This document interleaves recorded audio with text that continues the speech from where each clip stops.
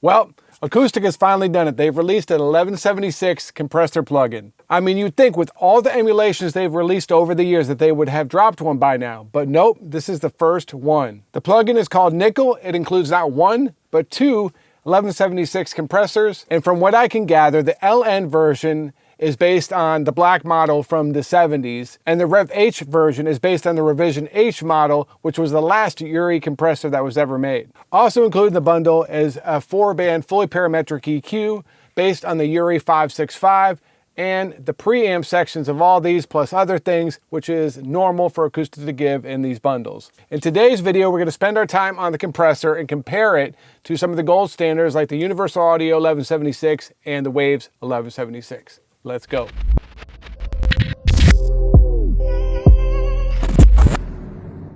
All right, guys, so here is the Nickel plugin. It looks very much like 1176. If you know what 1176 looks like, this looks just like it. We'll run through the different dials first, and then we'll start listening to some examples. Let's start on the left. This is your input. Just like any 1176, you have an input and then your output on the other side.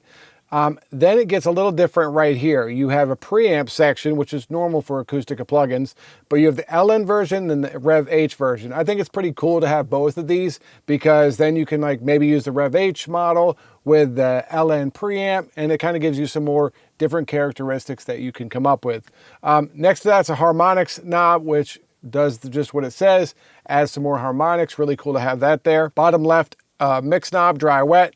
Also another useful feature for all compressors. Nowadays, pretty much everyone's got them. Took a while, but now we're good. Next is the safe operating area knob. And because Acustica is usually best to run at -18 in order to get the optimal way it works, especially for compressors that are very input dependent. This is like a threshold knob so that you can operate the compressor where they sampled it at, but bring the threshold up instead of like what you would normally do with a lot of emulation plugins is just turn the input of 1176 up here. You're better off turning this up and not overloading the compressor because then it starts behaving very strange and not like 1176 at all. Over here is the SH mod or SHMOD. I don't know how they say it. It's different release settings. You have a filter, which is cool to have, all the way up to 250 hertz. And then your basic 1176 attack and release with the fastest all the way on the right, attack fastest all the way on the right. And then finally an output where you can, turn it up. So let's start listening to this thing and you guys can hear what it can do. And then we'll get into some examples between the Universal Audio and the Waves version. So first I'll play you an example of the vocal without any compression at all, and then I'll bring in the LN model, and then we'll switch it over to the Rev H model, and you'll see some pretty drastic changes. I can't be strong for me, you tell me come through. I can't be strong for me, you tell me come through. I can't be strong for me, you tell me come through.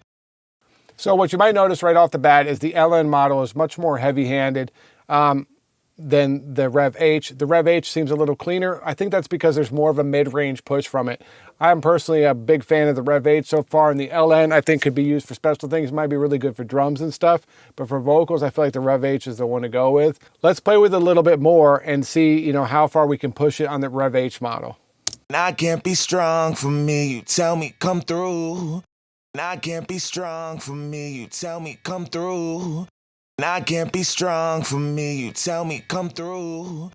I can't be strong for me, you tell me come through. So definitely has that 1176 sound. It sounds really cool. Let's go back to the LN model and check out what it would sound like with maybe not such dramatic compression. I can't be strong for me, you tell me come through. I can't be strong for me, you tell me come through.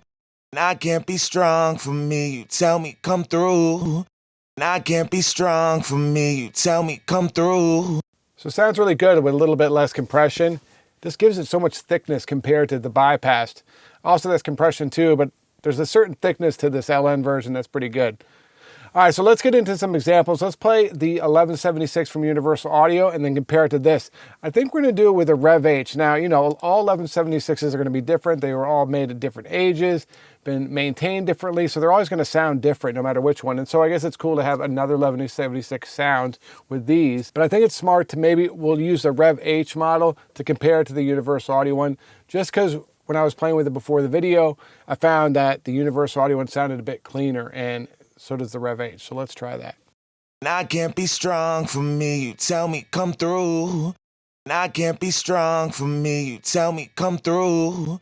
I can't be strong for me, you tell me come through. I can't be strong for me, you tell me come through. I can't be strong for me, you tell me come through. I can't be strong for me, you tell me come through. So they sound both like 11 to 76s, but they sound quite a bit different. It's hard to compare these two because they sound pretty far off. They both do have that sound, and maybe by playing with the SH mod or Schmod and some of the attack release, you could get closer, but so far kind of far off. Let's listen to it versus the LN model. I can't be strong for me, you tell me come through. I can't be strong for me, you tell me come through. I can't be strong for me, you tell me come through. I can't be strong for me, you tell me come through. I can't be strong for me, you tell me come through.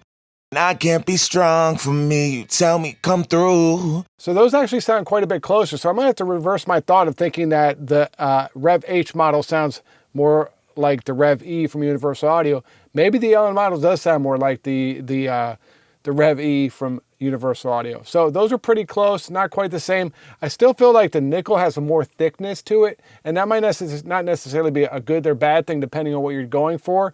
The Universal Audio version just seems a little bit more cleaner, or not thinner is not the right word, just cleaner. So, you know, maybe that has to do with the harmonics. Maybe by turning the pre off, you get a different sound. Who knows? I'm not going to make this video that long to find out.